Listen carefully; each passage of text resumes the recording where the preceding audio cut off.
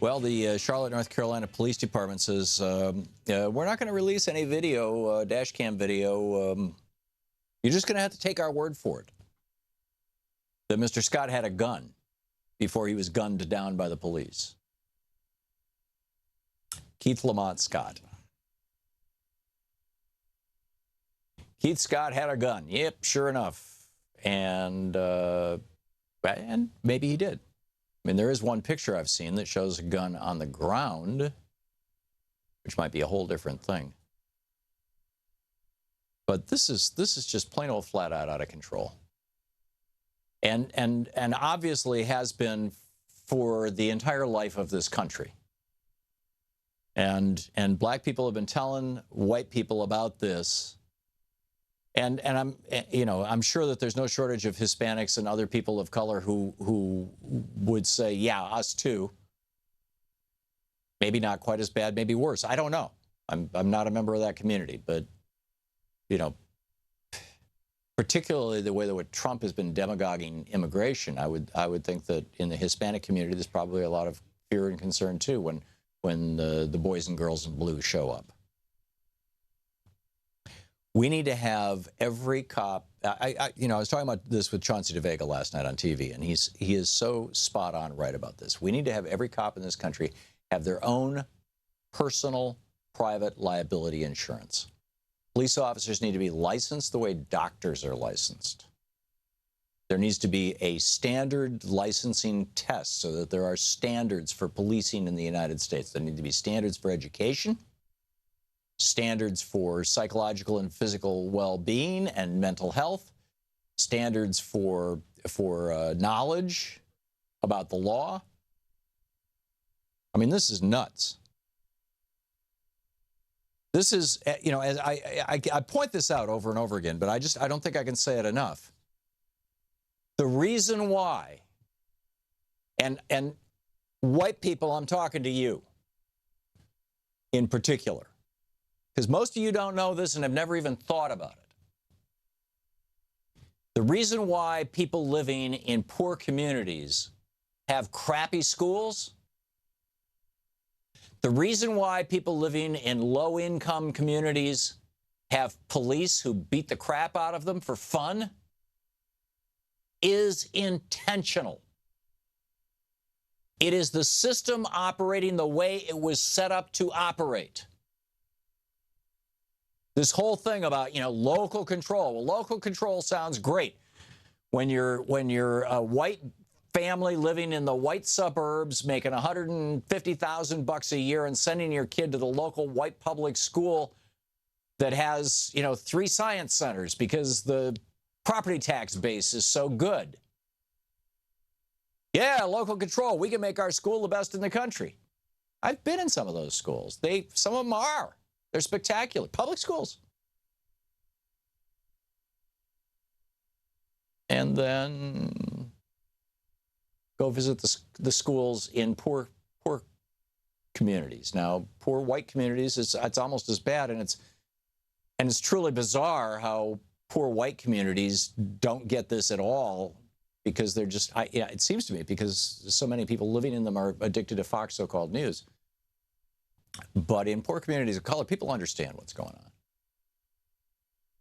Under the rubric, the guise, the phrase of local control and the all-American way and all that kind of stuff, we have rigidified this system. So the poor communities are going to produce more poor people. They're going to produce disempowered, uneducated people or poorly educated people. And the local police department is going to use them like an ATM machine. It's going to grab them at every chance, turn them upside down, and shake all the change out of their pockets.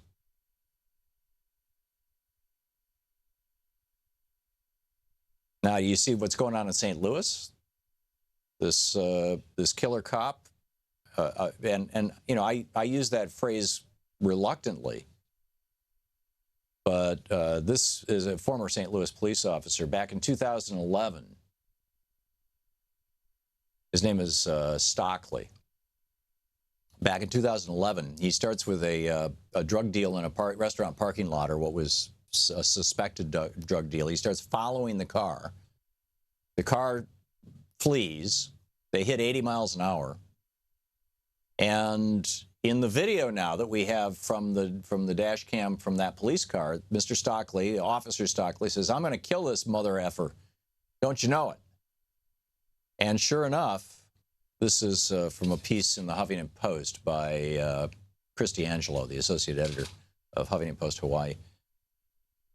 Soon after, Stockley tells Bianchi, who's driving, to hit him now, right now. Bianchi rams Smith's sedan with a police SUV. Stockley jumps from the passenger seat, runs up to the suspect's vehicle. Seconds later, fires 5 shots into the vehicle, killing Smith. He returns to his car twice, goes back to that car, and that apparently is, being alleged, this is when he planted the gun that he used as the excuse for executing this guy who dared to try to run away from the police. Meanwhile, you've got Glenn Reynolds. He's a conservative USA Today columnist. A columnist for USA Today. He's also a professor at the University of Tennessee Law School. Some of his tweets, he's got pictures, live now, protesters of I-277 stopping traffic and surrounding vehicles. This is, people protesting the assassination of Mr. Scott, of Keith Scott. And Instapundit.com, which he runs, shows a picture of that and then says, "Run them down." Really? Run them down? Jose Martinez says, "Just wanted to add my displeasure regarding your employees inciting violence against protesters." USA Today. Another one, Namir Yadid says, "Are you insane? Like, legitimately? I'm reporting you to your employers and Twitter for inciting violence." It's pretty amazing. It just goes on and on. This is apparently the response of some white people. Yeah, run down those black protesters. I'm telling you, the changes in policing in America, keep in mind that people say, well, geez, how could it have been this bad for all these years? White people say, how could it have been this bad for all these years when we didn't know? Well, that's the definition of white privilege, is you don't have to bother with it. You're a white person living in a white community, in a white neighborhood. The police aren't going to come in and shoot you up.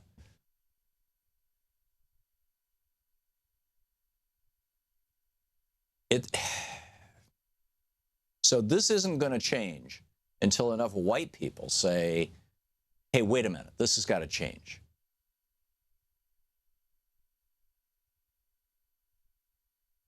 I get it that there's African Americans out there, Black Lives Matter, protesting and shouting and trying and I think successfully getting the attention of much of America.